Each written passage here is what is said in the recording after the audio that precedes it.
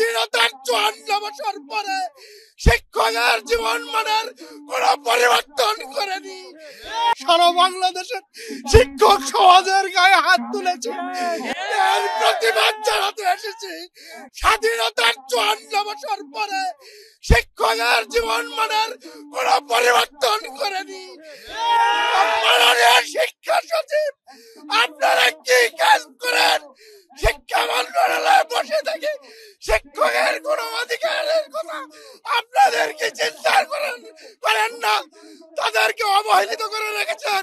এক সময় কমিটি নিয়োগের শিক্ষক নিয়োগ হতো, এখন এনটিআরসি নামক শিক্ষক নিয়োগ কমিটি দিয়েছে, যাদের শুরু থেকে অনার্স মাস্টার্স নিবন্ধন পাশ করে নিবন্ধনের মাধ্যমে গণ বিজ্ঞপ্তির মাধ্যমে কয়েকটি ধাপে ধাপে এই নিয়োগ দেওয়া হয়। তাদেরকে মাত্র 12,500 টাকা। জাতি মেনে যায় না, এই কলঙ্কিত জাতি। আমি এটা গর্বের সাথে আমি এটা জানান দিতে এসেছি। আমরা তো ঢাকার একদম খুব কাছে বংশাল এলাকায় আমাদের স্কুল, কিন্তু এই 2 দিন আসেনি, আমার অন্য টিচাররা এসেছিলেন।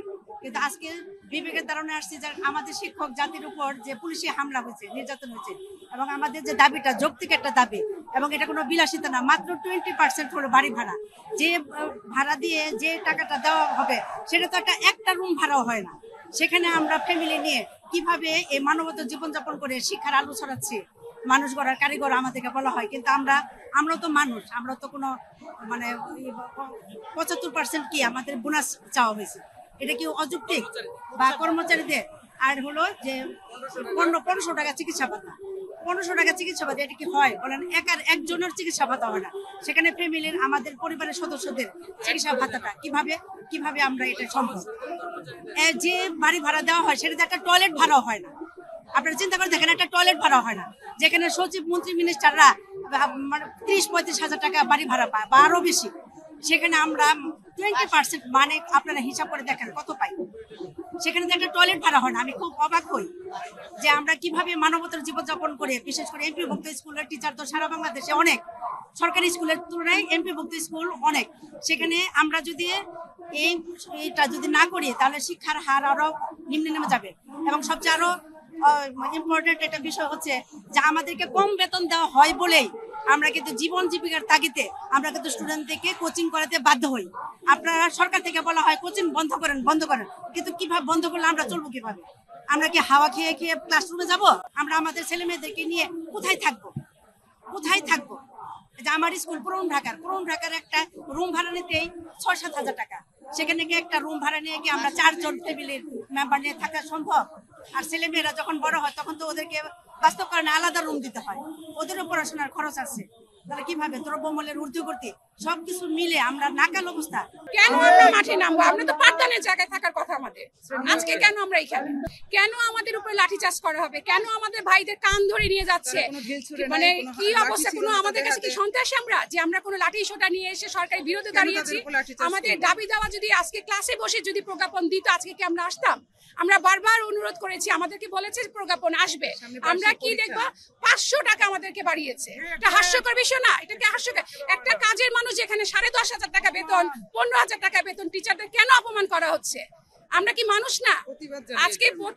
আজকে যত শিক্ষা প্রতিষ্ঠান বলেন সেটা আমরাই তৈরি করেছি। আজকে পুলিশ বলেন, সচিবালয় বলেন, যারা বসে আছে তারা কি শিক্ষা প্রতিষ্ঠান থেকে আসে নাই? তারা কোথা থেকে আসছে? আমাদেরই ছাত্র। আমরা যারা রিটায়ারমেন্টে গেছে তারা বঞ্চিত হচ্ছে। তারা কোনটা করছে? কোন কাজ আমাদের সহযোগিতা করছে? অবসরকালীন থেকে শুরু করে বিভিন্ন কার্যক্রম তারা আমাদের কোন শিক্ষা খাতটাকে আমরা মনে করছি ধ্বংস করে দিচ্ছে। আমরা এই শিক্ষা খাতটা শুধু আমাদের বাড়ি ভাড়া দাবি না, আমাদের দাবি হচ্ছে শিক্ষা খাতটাকে যেন তারা ফোকাস দেয় কোথায় আমাদের লাগে সংস্কার। আমরা প্রত্যেকটা টিচার আজকে আমাদের 20 ভাড়া মনে করতেছে আমরা টাকার জন্য আসছি না, এটার সাথে আমাদের আরো দাবি দেওয়া যেটা আছে, আমরা জাতীয়করণ চাই, আমরা শিক্ষা প্রতিষ্ঠানে কোনো বৈষম্য থাকবে না, শিক্ষা সংস্কার আমরা চাই। একই দেশ, একই আকাশ, একই বাতাস, একই মানচিত্র, একই দেশ, আর একই পাঠ্যপুস্তক এবং পাঠ্যক্রম একই, যেখানে সমস্ত কিছু এক। শিক্ষকদের শুধুমাত্র বেতন ভাতা, বোনাস, উৎসব ভাতা, বাড়ি ভাতা, এই সমস্ত বিষয়ে সরকারি শিক্ষকদের সাথে আমাদের একটা অনেক পার্থক্য, অনেক ডিফারেন্ট, বিশাল বৈষম্য। এই বৈষম্য থেকে আমরা রক্ষা পেতে আমরা মাত্র 20% বাড়ি ভাড়ার দাবিতে এবং আমাদের 1500 টাকা মেডিকেল ভাতার দাবিতে এবং কর্মচারীদের 75% উৎসব ভাতার দাবিতে আমরা এই ঢাকায় সমাগম করেছি, শহীদ মিনারে অবস্থান কর্মসূচি নিয়েছি এবং সরকার যতক্ষণ পর্যন্ত এই দাবি আমাদের মেনে না নেবে ততক্ষণ পর্যন্ত আমরা এখানে অবস্থান করব। এমনকি আমরা সেক্রেটারিয়েট পর্যন্ত পদযাত্রায় শরিক হব যতক্ষণ পর্যন্ত আমাদের দাবি মেনে না নেবে, আন্দোলন আমাদের চলতে থাকবে। আমরা এমন একটি মুহূর্তে এখানে হাজির হয়েছি যেখানে জিনিসপত্রের দাম আকাশচুম্বী। আমরা সামান্য বেতন এবং সামান্য বাড়ি ভাড়ায় মাত্র 1000 টাকা বাড়ি ভাড়ায় একটা বারান্দাও পাওয়া যায় না। সেখানে কিভাবে আমরা বাড়ি ভাড়া নিয়ে বিভিন্ন দেশের শিক্ষকরা যারা আজকাল এনটিআরসি এর মাধ্যমে নিয়োগ প্রাপ্ত হচ্ছে, তারা বিভিন্ন জায়গায় 1000 টাকায় কিভাবে বাড়ি ভাড়া নেবে, যে কারণে 500 টাকা আমরা মেডিকেল একটা ডাক্তারের ফি 700 টাকা 800 টাকা, সেখানে 1000 টাকা, সেখানে আমরা কিভাবে 500 টাকা একটা ডাক্তার দেখাবো? আমাদের পিঠ দেয়ালে ঠেকে গেছে, সে কারণে আমরা এই শহীদ মিনারে আসতে বাধ্য হয়েছি। এটা অন্তর্বর্তীকালীন সরকার জুলাই অভ্যুত্থানের মাধ্যমে এই সরকার বর্তমান গতিতে আছে। এরা হলো জনগণের সরকার। এই সরকার যদি আমাদের এই দাবি দাওয়া মানে না নেয় তাহলে কোনো সরকারই আমাদের দাবি মানবে না। এই সরকারের কাছে আমাদের দাবি বেশি, কারণ এই সরকার অভ্যুত্থানের মাধ্যমে এসেছে। আমাদের রক্তের উপর পা দিয়ে, আমাদের রক্ত ডিঙ্গিয়ে তারা ক্ষমতায় এখন বর্তমান আছে। তো তারা যদি আমাদের কষ্ট না বোঝে, তারা আমাদের কষ্ট লাঘবের জন্য যদি কাজ না করে, তাহলে আমাদের জন্য কেউ কাজ করবে না, কাউকে আমরা বিশ্বাস করি না। যেহেতু আমাদের সরকার, তাদের প্রতি আমাদের বিশাল আস্থা এবং দাবি, তাদেরকেই আমাদের সকল দাবি দাওয়া মেনে নিতে হবে।